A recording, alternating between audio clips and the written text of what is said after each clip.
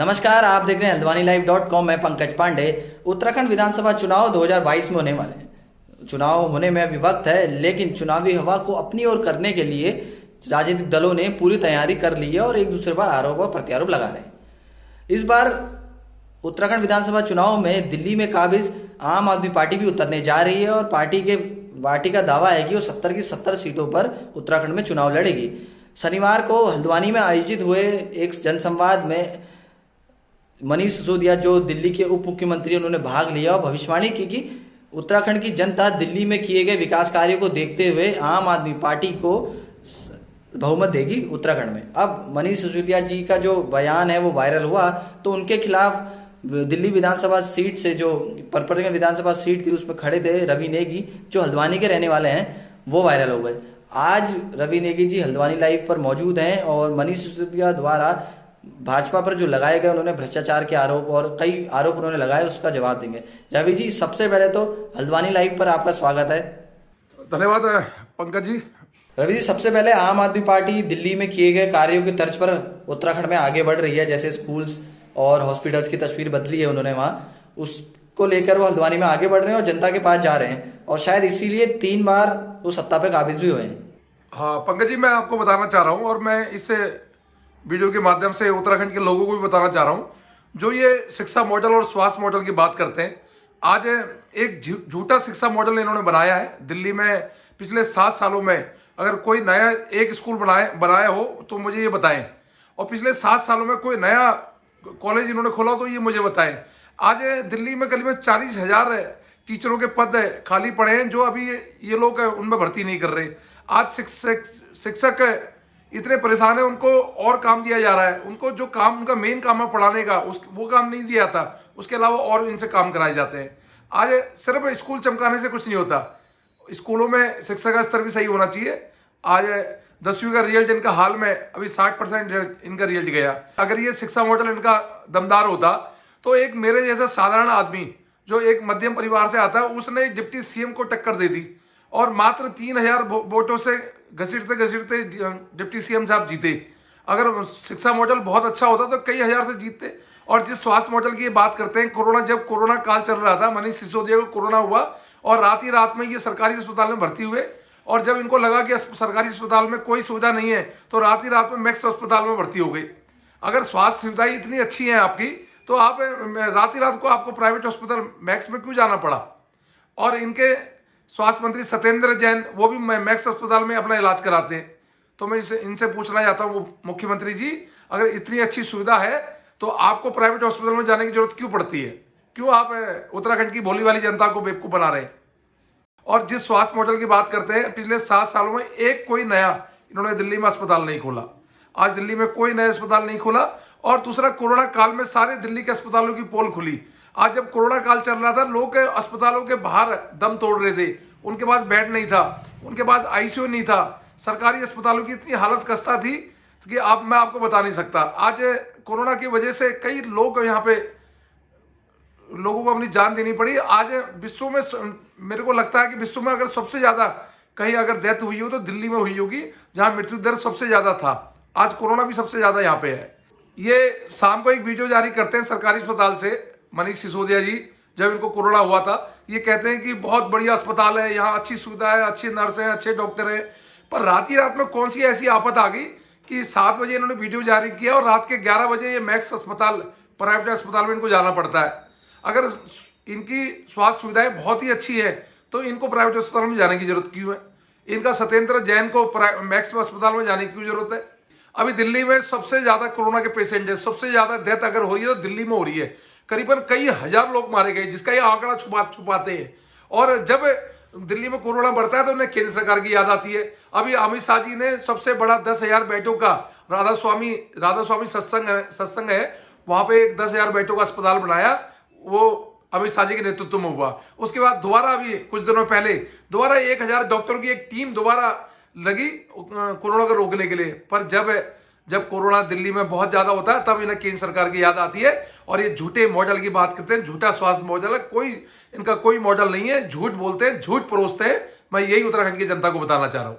कुल मिला के ये झूठा केजरीवाल मॉडल है, इसको यही कहेंगे। हल्द्वानी में मनीष सिसोदिया ने कहा कि कांग्रेस और भाजपा के पास जो सत्ता पर रहे हैं उनके पास उत्तराखंड को विकास के पथ पर ले जाने के लिए कोई विकास मॉडल नहीं है।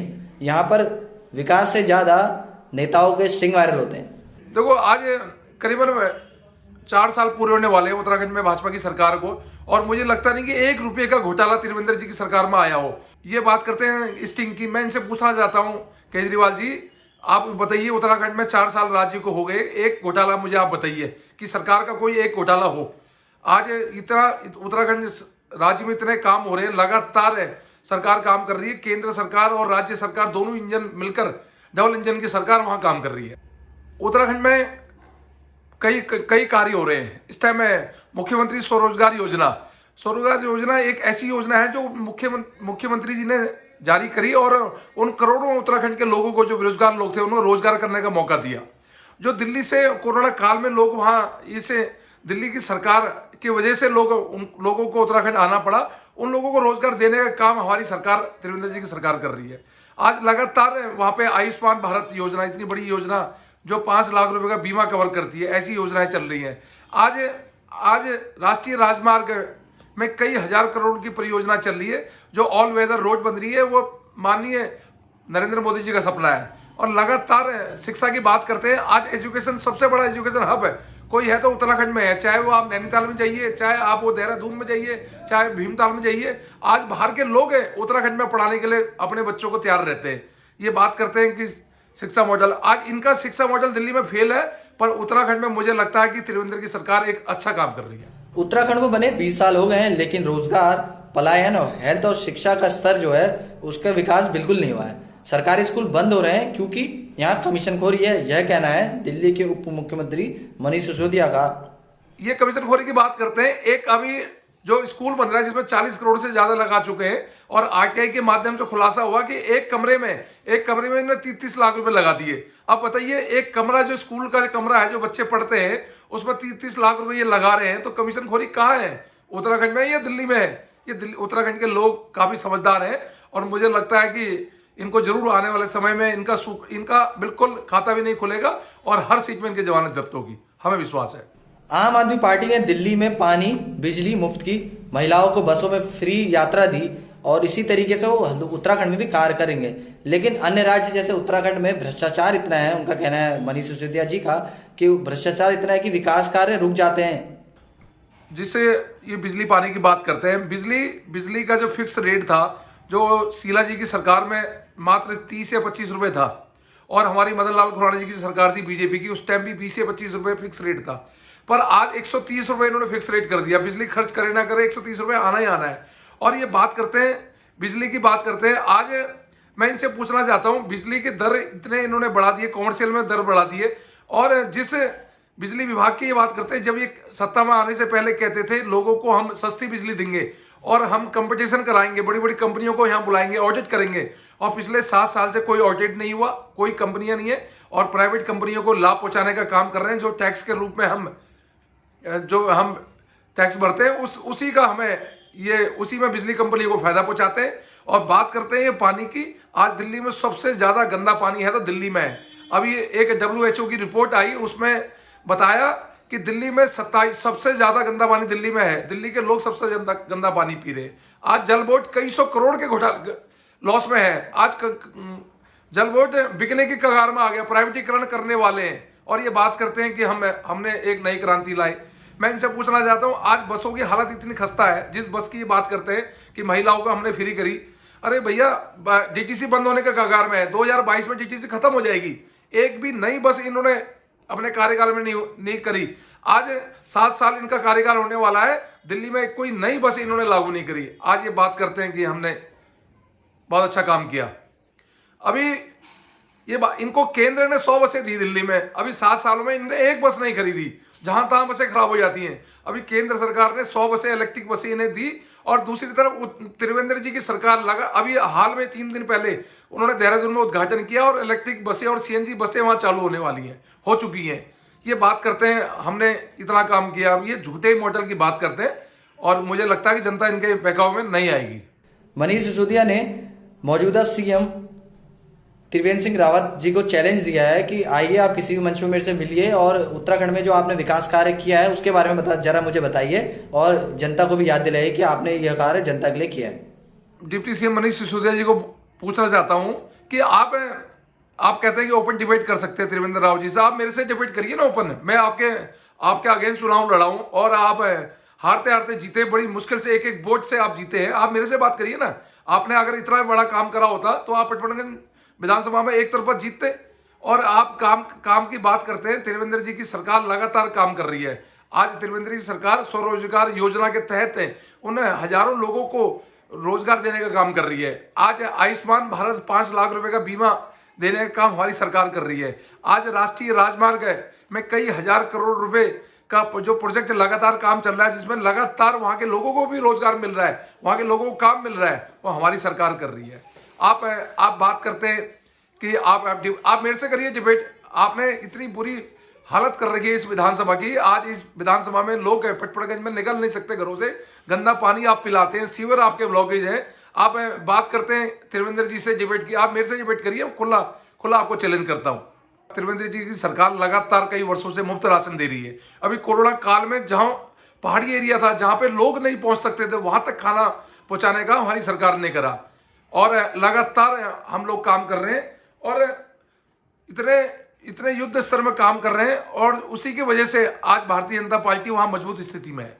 रवि जी, आप और मनीष जी एक ही विधानसभा सीट से आते हो, एक ही विधानसभा से आते हैं। आप विधानसभा चुनाव में पटपड़गंज विधानसभा चुनाव में उनके खिलाफ लड़े भी थे और उनका टक्कर भी दी थी। और मनीष जी ने यहीं आके हल्द्वानी में आके जो आपका निवास है वहां आके उत्तराखंड में अपनी चुनावी पारी शुरू करी है। जो आम आदमी पार्टी की चुनावी पारी कुमाऊं में है वो यहीं से शुरू की है।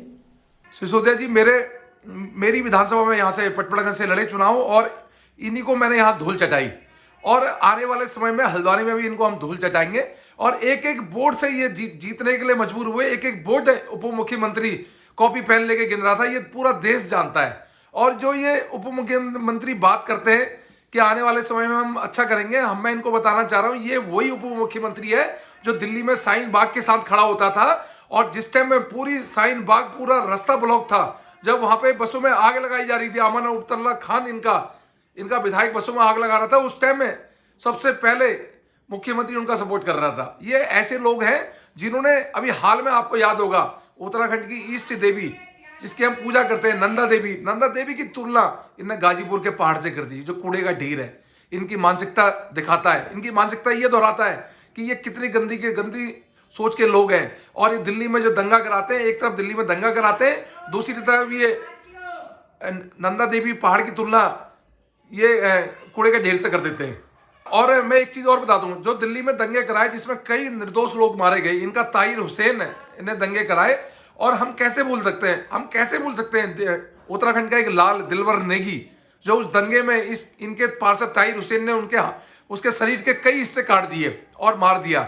इनकी पार्टी के लोग थे, हम कैसे भूल सकते हैं। आज जब कोई मुस्लिम समुदाय से कोई आदमी दिल्ली में अगर मरता है तो उसको घर ये 1-1 करोड़ रुपए दे आते हैं, पर वो उत्तराखंड के समाज से था। ऐसे समाज के लोगों को ये लोग बिल्कुल हीन भावना से देखते हैं, उनके साथ कोई अच्छा व्यवहार नहीं करते। और इसकी सीधा उदाहरण दिलवर नेगी है, जिसके परिवार के साथ इन्होंने एक बार भी उसके परिवार के साथ नहीं गए, ना कोई उसकी आर्थिक सहायता करी।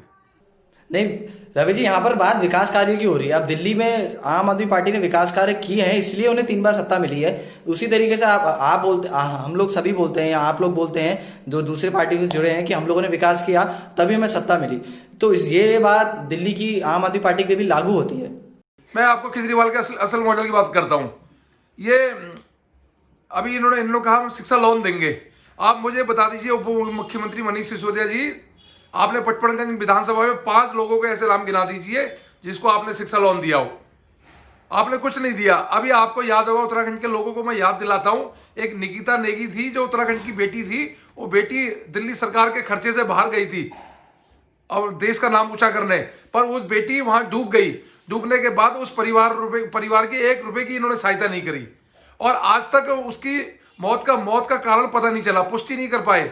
वो तो केंद्र सरकार उस टाइम तत्कालीन सुषमा स्वराज विदेश मंत्री थी, उन्होंने रातों ही रात उस बेटी की बॉडी यहाँ मंगाई और उसका अंतिम संस्कार हम लोग कर पाए। और इन लोगों ने उस परिवार की कोई सहायता नहीं करी। और दूसरा ये कहते हैं उत्तराखंड की बात। मैं इनसे पूछना चाहता हूँ, इन्होंने एक नकली झूठी एकेडमी बनाई उत्तराखंड की, जो इन्होंने एकेडमी बनाई, जिसका प्रथम इन्होंने उपाध्यक्ष हीरा सिंह राणा, जो हमारे स्वर्गीय हीरा सिंह राणा थे, और जो उत्तराखंड के एक संस्कृति के एक रचयिता थे, जिन्होंने उत्तराखंड के लोगों को और संस्कृति को बहुत कुछ दिया, उन्होंने इनको उपाध्यक्ष बनाया। और उनका भी हाल में देहांत हुआ। देहांत होने के बाद भी 1 रुपये की एक सहायता नहीं करी। ये बात करते हैं उत्तराखंड की। भारतीय जनता पार्टी बीजेपी, दिल्ली प्रदेश बीजेपी ने 2 लाख उस परिवार को राशि दी। इन्होंने अभी फरिश्ते स्कीम निकाली, जिसमें सड़कों में अगर एक्सीडेंट जो रहता है, कोई भी अगर एक्सीडेंट वाले व्यक्ति को अस्पताल में छोड़ता है तो उसको 3,000 रुपये इसको दिया जाएगा इनाम के तौर पे। मैंने आरटीआई से खुलासा किया, आरटीआई से पता चला उस फरिश्ते स्कीम में 1 रुपया भी किसी को नहीं दिया। खाली स्कीम ये लाते हैं और झूठ के नाम पे स्कीम होती है, उसका कोई फायदा किसी को नहीं मिलता। अब दिल्ली में प्रदूषण रोकने के लिए कोई कदम नहीं उठाए। हाँ, इन्होंने जरूर विज्ञापनों में, हर बड़े बड़े पेज के विज्ञापन में 500 करोड़ रुपए ये विज्ञापनों में हर साल लगाते हैं। और दिल्ली की जनता की गाड़ी कमाई जो टैक्स के रूप में हम देते हैं, उस कमाई को ये फिजूल खर्च करते हैं। अभी इन्होंने रेड लाइट ऑन और गाड़ी ऑफ का एक नारा दिया, और जिसमें बड़ी बड़ी तख्ती लेके लोग खड़े होते थे प्रदूषण रोकने के लिए। पर उससे क्या प्रदूषण रुकता है? दिल्ली में कोई बसें ये लाए, या पुराने जो वाहन दिल्ली में चल रहे हैं उनको बंद करने का कोई काम किया? इन्होंने प्रदूषण रोकने के लिए कोई काम नहीं किया। लगातार केंद्र सरकार काम कर रही है। बड़े बड़े हाईवे जो आज दिल्ली में बने हैं, जिसमें भारी बाहर से जो ट्रक का धुआं देते थे दिल्ली में, वो भारी बाहर निकल जाते हैं। ये काम भी केंद्र सरकार कर रही है। अभी हाल में आपको याद होगा, इन्होंने डीकम्पोजर एक केमिकल बनाया है, जिसके माध्यम से इन्होंने कहा कि पराली में डाल के प्रदूषण कम होगा। मैं इनसे पूछना चाहता हूं, पंजाब में आप बार बार रोते हो कि पंजाब से प्रदूषण हो रहा है। आपके 35 से 40 वहां विधायक हैं, आपने ये एक्सपेरिमेंट वहां क्यों नहीं करा? आप दिल्ली में पूसा में इंस्टीट्यूट में आपने ये एक्सपेरिमेंट करा और लाखों रुपया प्रचार में लगा दिया, और उसके बाद जब हमारे दिल्ली के प्रदेश अध्यक्ष आदेश गुप्ता जी किसानों से मिलने गए द्वारका में, तो पता चला वो डीकम्पोजर नकली डीकम्पोजर है, उससे कोई लोगों को फायदा नहीं मिला। सिर्फ अखबारों में आपने बड़े बड़े विज्ञापन दिए। 2013 में आपकी सरकार आई, आपने कहा जो दिल्ली में सबसे प्रदूषित यमुना है, इस यमुना को मैं लंदन की थेम्स नदी जैसा बना दूंगा। और मैं आपसे पूछना चाहता हूं, पिछले 7 साल में कोई ऐसा काम नहीं किया। वो यमुना नदी गंदे नाले में तब्दील हो गई है, और हर साल वहां अमोनिया आ जाता है। आपसे पूछना चाहता हूं, वो अमोनिया क्यों आता है? आप प्रदूषण रोक नहीं पाते, आप यमुना को साफ नहीं कर पाते, और आप ऐसे झूठे मॉडल को उत्तराखंड में लेकर जा रहे हैं, उत्तराखंड के लोगों को बेवकूफ बना रहे हैं। मैं आपसे पूछना चाहता हूं, ये नकली मॉडल क्या उत्तराखंड के लोगों को देना चाहते हैं? ये बात करते हैं विकास मॉडल की, ये चिल्लाते हैं पूरे देश में कि हमने मोहल्ला किले नहीं बनाए। मैं आपको हकीकत दिखाऊंगा। मोहल्ला किले के गाय और भैंस जो है का अड्डा बन चुका है, वहां आवारा कुत्ता बैठे रहते हैं, वहां कोई नहीं है। अगर मेरे को बताइए, कोरोना काल में एक भी इंजेक्शन, एक भी कुछ भी दवाई इन्होंने दी हो किसी को, कोई भी वहां टीका लगा हो, कोई भी वहां टेस्ट हुआ हो, कुछ नहीं हुआ। सिर्फ झूठा इनका मॉडल है, झूठा स्वास्थ्य मॉडल है। ये लोगों को बेवकूफ बनाते हैं। अगर ये मोहल्ला क्लिनिक इतने अच्छे होते तो मुख्यमंत्री जी को बार बार अपनी खांसी का इलाज कराने बेंगलोर नहीं जाना पड़ता। ये लोगों को बेवकूफ मत बनाए। उत्तराखंड में हर घर में एक फौजी होता है, और ये लोग दंगाई लोग हैं। ये लोग हैं जेएनयू में कहते हैं भारत तेरे टुकड़े होंगे इंशाअल्लाह, जो कन्हैया कहता है उसका ये समर्थन देते हैं। पिछले 3-4 साल से उसकी फाइल दिल्ली पुलिस को इन्होंने केस करने के लिए नहीं दी। और ये बात करते हैं दिल्ली में ये दंगे ये कराते हैं, दिल्ली में आगजनी ये कराते हैं, सीए का विरोध ये करते हैं, और हर चीज का ये विरोध करते हैं जो देश के हित में हो। राम मंदिर का ये विरोध करते हैं। मैं इनसे पूछना चाहता हूं, उप मुख्यमंत्री जी, देवभूमि के लोग बड़े मेहनती लोग होते हैं, और हर घर में एक फौजी जवान होता है। और आपने अभी हाल में, सबको याद है, आपने सर्जिकल स्ट्राइक के सबूत मांगे, तो आप किस मुंह से आप उत्तराखंड की जनता के बीच में जा रहे हैं? जब आप सर्जिकल स्ट्राइक का सबूत मांगते हैं तो हर घर में एक फौजी है, उस फौजी का आप अपमान करते हैं। मैं आपको ये बताना चाह रहा हूं। मैं इनसे पूछना चाहता हूं, दिल्ली में एमसीडी, पिछले 15 साल से एमसीडी दिल्ली में काम कर रही है। दिल्ली में करीबन 90% सफाई का काम एमसीडी करती है।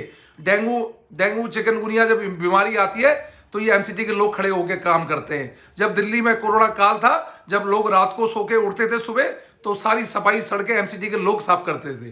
पर अभी हाल में आपने देखा होगा, पूरे देश ने देखा होगा, 13,000 करोड़ रुपए जो एमसीडी का बकाया है, जो उन 2 लाख कर्मचारियों का जो बकाया है, उसको ये सरकार नहीं दे रही।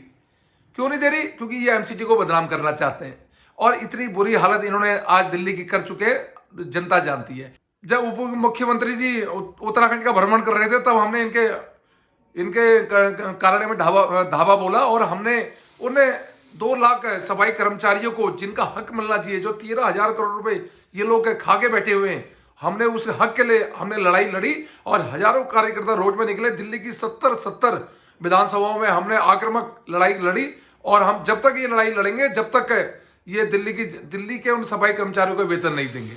पिछले 6 दिन से हमारे दिल्ली में हमारे जो डिप्टी मेयर स्टैंडिंग कमेटी के चेयरमैन मुख्यमंत्री के आवास में बैठे हैं और एक नैतिकता के आधार पर 6 दिन से मुख्यमंत्री जी अपने आवास से बाहर नहीं निकले। एक कोई घर में के बाहर बैठता है तो उसको भी इंसानियत के नाते चाय के लिए पूछा जाता है, पर इन्होंने इंसानियत तार कर दी दिल्ली में।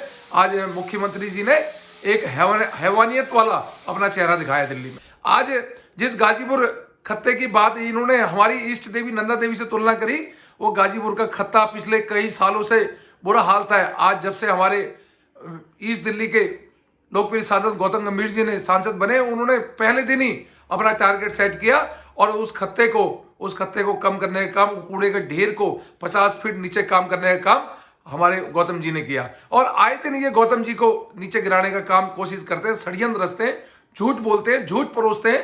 इन्होंने ईद त्योहार था मुस्लिम लोगों का, ईद के लिए इन्होंने सारे बाजार खोल दिए।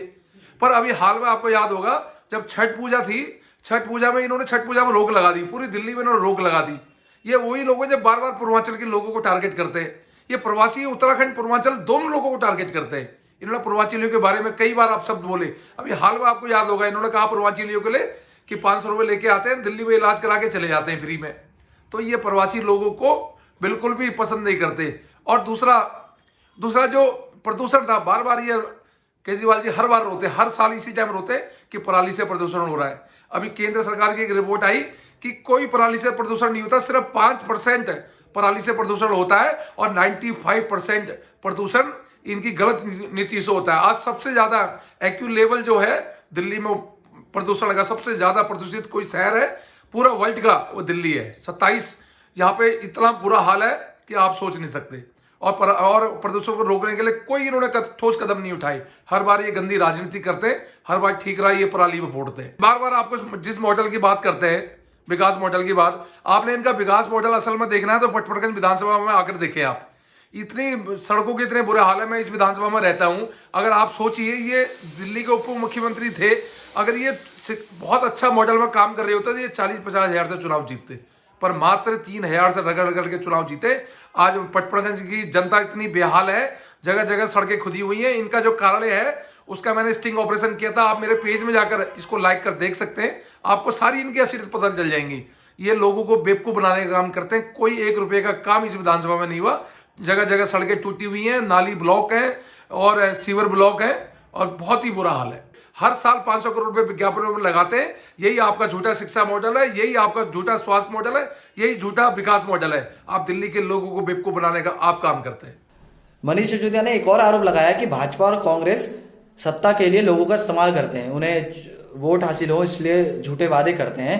इसीलिए सीएम त्रिवेंद्र रावत ना हरीश रावत जी के बारे में कुछ बोलते हैं और ना हरीश रावत जी त्रिवेंद्र सिंह रावत के बारे में कुछ बोलते हैं। और उन्होंने इस दौरान ये सब बातें करने के दौरान छात्रवृत्ति घोटाला और एनएच घोटाले की भी बात की।